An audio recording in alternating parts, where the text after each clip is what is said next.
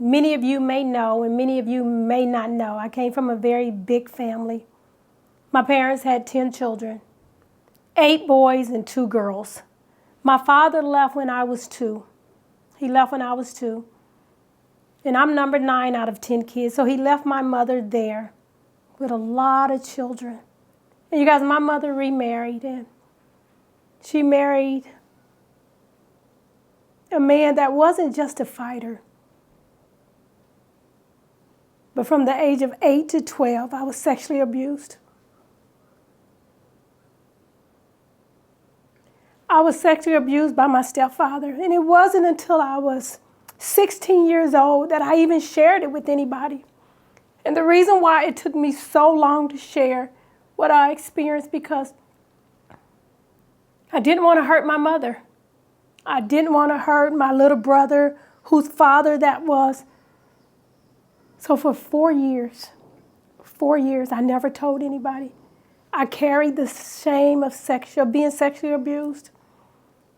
And you guys, that 4 years, 8, 9, 10, 11, 12, those 4 years of my life, it changed the whole trajectory of who I was.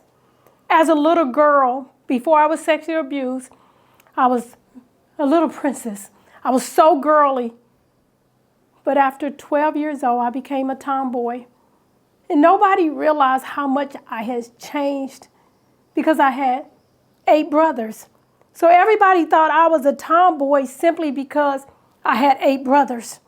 Nobody knew I became a tomboy because subconsciously I began to protect myself. I thought maybe if I dressed like a little boy, nobody would touch me. I thought maybe if I look like a boy, I won't be sexually abused again. So subconsciously, I started looking like a little boy to protect myself. And you guys, I know what I'm about to say might be controversy, but I'm going to share it anyway because it's just my theory. It's just my perspective on things. I feel like people struggle with their femininity and they struggle with their masculinity because they've been sexually abused. Do you know 1 out of every 3 women or girls have been sexually abused? 1 out of every 6 men or boys have been sexually abused. And nobody talks about sexual abuse, but when people are sexually abused, they struggle with either their femininity or their masculinity. When a woman is sexually abused, she struggles with her femininity. She do 1 or 2 things. She either protect it or she prove it. And when she protects it, perhaps she decides she don't like men anymore and she decides to be a boy or to look like a boy so nobody will bother her. Or she tried to prove it by sleeping around with everybody. Men do the exact same thing. When they've been sexually abused, they either have to prove it or protect it. So a man may become feminine because subconsciously his body, his mind, his emotion is telling him to protect himself. Or he may become very sexual active or maybe dabble in pornography because he has to prove his masculinity. You got sexual abuse. It hurts and it hurts deeply. So as a little girl, I was sexually abused. And it wasn't until I was 16 years old when I told my story for the very first time. And the only reason I told my story is because I was at a Bible study. I was at a Sunday school class, a Bible study. And my Sunday school teacher, she was teaching about, David, Samuel. She was teaching about the Bible. And all of a sudden she said, I'm not for sure why I'm telling this story. She said, but I want to share my story. And she shared about being sexually abused. And I remember as she told her story, tears began to well up in my eyes. And I began to cry, and I began to cry, and I began to cry. And then at that moment, I knew my secret was out. I knew everybody at that moment knew that I wasn't crying for her. I was crying for me. And do you know that was the first time in my life that I ever shared with anybody that I had been sexually abused? But sharing that story was the beginning of my healing.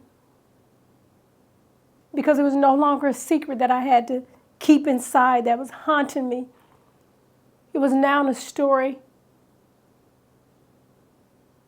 that God wanted to use to bring healing to people all over the world. You guys, even though that moment of being sexually abused, those 4 years, they were horrible, horrible, absolutely horrible. Now I use that story to help people all over the world.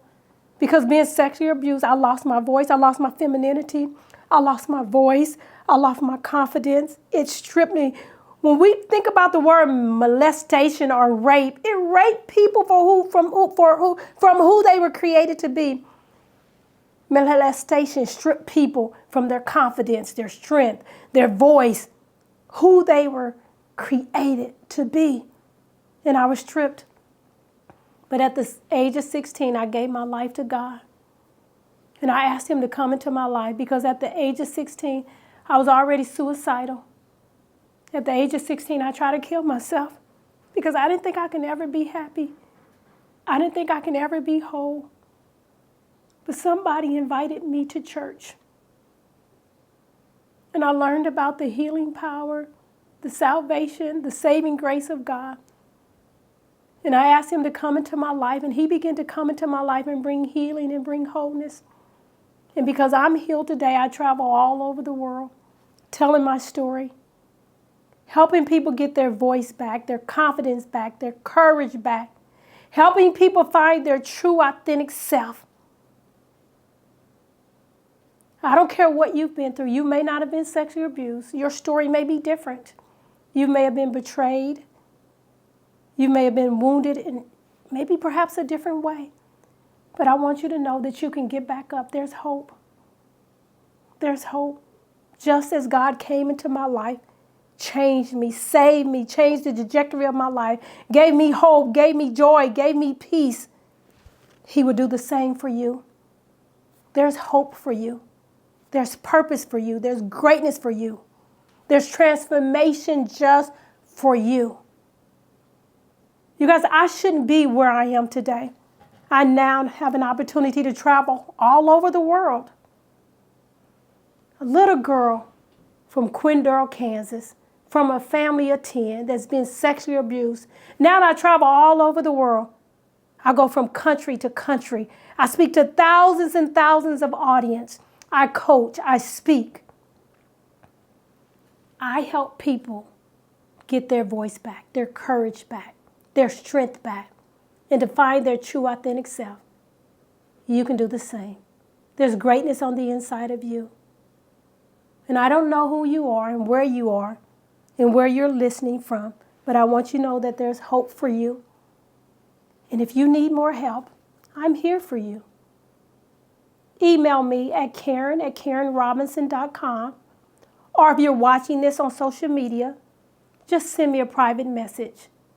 Because my desire for you is to be whole, to find peace, to find your greatness, to find your strength, to find your joy, and to find your purpose, but more than anything, to find God.